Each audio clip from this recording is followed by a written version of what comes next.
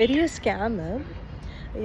எந்த ஒரு ப்ராடக்ட்டும் இம்மீடியட்டாக ரிசல்ட் கொடுக்காது. அது வந்து it will take some time.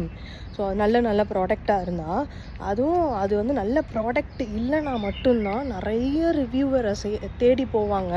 Because இன்ஃப்ளூயன்சர்லாம் என்ன பண்ணுறாங்க, காசு கொடுக்குறாங்கன்றதுக்காக என்னென்னமோ சொல்லி ரிவ்யூ போட்டுடுறாங்க. இட்ஸ் அ குட் ப்ராடக்ட், இது கீழே லிங்க் இருக்குது, என்னோடய கோடு நீங்கள் போட்டிங்கன்னா 10% 20% உங்களுக்கு டிஸ்கவுண்ட் வரும். பிகாஸ் அதில் உங்களுக்கு ப்ராஃபிட் கிடைக்க போகுது, உங்களுக்கு ஒன்றும் ப்ராஃபிட் கிடைக்க போகிறதில்ல. அந்த ரிவ்யூக்கு கீழே பார்த்தா லிங்க்குன்னு 1000 லிங்க்குன்னு நீங்கள் கமெண்ட் பண்ணி வச்சுருக்கீங்க. அது அவங்க கையில் போட்டு உங்களுக்கு காட்டுறாங்க. அது அவங்க மூஞ்சில் போட சொல்லுங்கள், மூஞ்சில் போட்டுட்டு ஒரு 20 நிமிஷம் இருக்க சொல்லுங்கள், கண்டிப்பாக பண்ண மாட்டாங்க.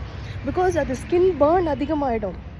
இந்த ஸ்கின் ரொம்ப சென்சிட்டிவ், அதெல்லாம் ப்ளீச்சு தேவையில்லாமல் போய் ட்ராப்பில் மாட்டிக்காதீங்க. ஸ்கின் வந்து ரொம்ப ஸ்பாயில் ஆகிடும். அது கையில் இருக்கிற ஸ்கின்னும் ஃபேஸில் இருக்கிற ஸ்கின்னும் ஒன்றும் இல்லை, ரொம்ப சாஃப்டாக இருக்கும் நம்ம ஃபேஸில் இருக்க ஸ்கின்னு. ப்ளீஸ் நீங்கள் தேவையில்லாமல் இவங்களை நம்பி நான் வாங்கிட்டேன், இவங்களை நம்பி பிகாஸ் அதெல்லாம் 900 rupees 1000 rupees 2000 rupees.